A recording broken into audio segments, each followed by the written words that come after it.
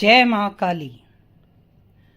साथियों, आज बात करते हैं 19वीं शताब्दी के एक संत, आध्यात्मिक गुरु, मानवता प्रेमी, विचारक, दार्शनिक संत की, जो माँ के भक्त थे, रामकृष्ण परमहंस। बचपन से ही इनके अंदर ईश्वर के दर्शन की इच्छा थी। श्री रामकृष्ण परमहंस का जीवन काल 1836 से 1886 ईस्वी का रहा।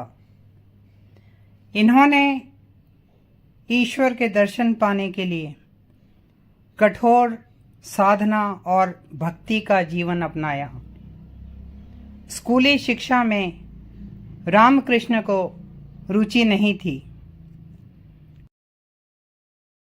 किंतु रामायण, महाभारत, पुराण और धार्मिक ग्रंथ इन्हें याद थे। बचपन से ही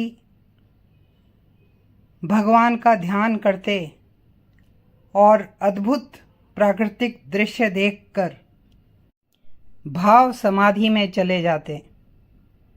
रामकृष्ण अच्छा गाते थे, चित्रकारी करते थे, वे सब धर्मों का आदर करते। दक्षिणेश्वर काली मंदिर में पहले रामकृष्ण के बड़े भाई पुजारी थे, फिर उनकी मृत्यु के बाद ये पुजारी बने। दक्षिणेश्वर काली मंदिर स्वामी रामकृष्ण परमहंस की कर्म भूमि बना। उन्होंने बंगाली और हिंदू नव जागरण किया। वे रामकृष्ण मिशन के संस्थापक थे और स्वामी विवेकानंद के गुरु थे। यह मंदिर उनकी साधना स्थली था। इसी मंदिर में उन्हें आध्यात्मिक दृष्टि मिली। वे धार्मिक एकता में विश्वास रखते थे। वे माँ काली को अपनी और सारे ब्रह्मांड की माँ मानते थे। 23 वर्ष की आयु में उनका विवाह 5 वर्ष की शारदा देवी से किया गया, किंतु उनकी लगन कम नहीं हुई। रामकृष्ण शारदा देवी में भी माँ काली के दर्शन करते और उनकी भी षोडशी पूजा करते थे। शारदा देवी उनकी आध्यात्मिक सहधर्मिणी थी।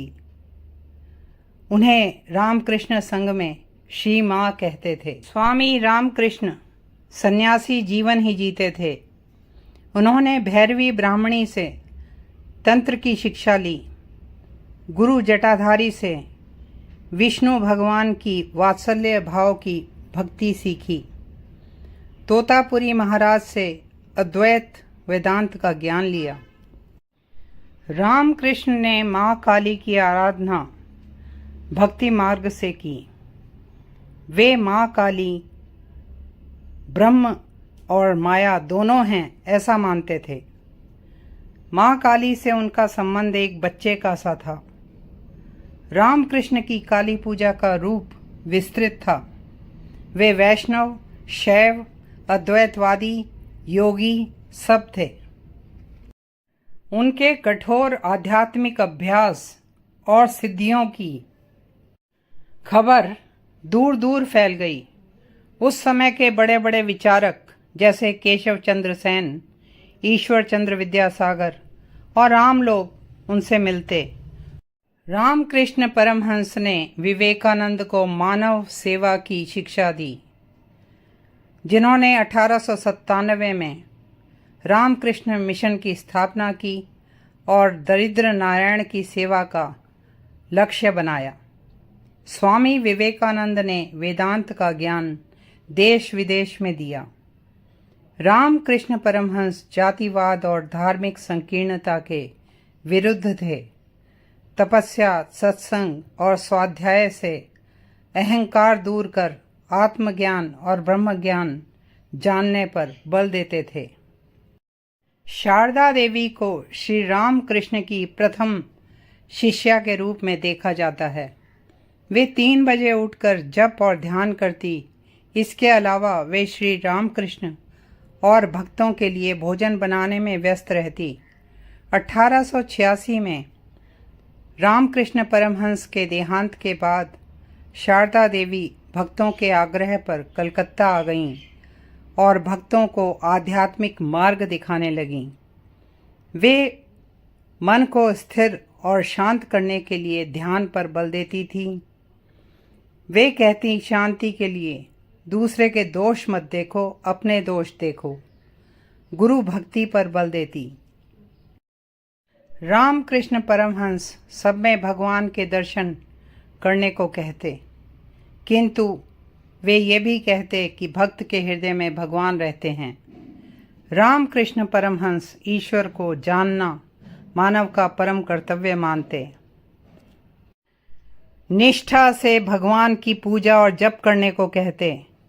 वे कहते, दिन में आपको तारे नहीं दिखते, इसका अर्थ यह नहीं है कि तारे नहीं हैं। ऐसे ही ईश्वर है।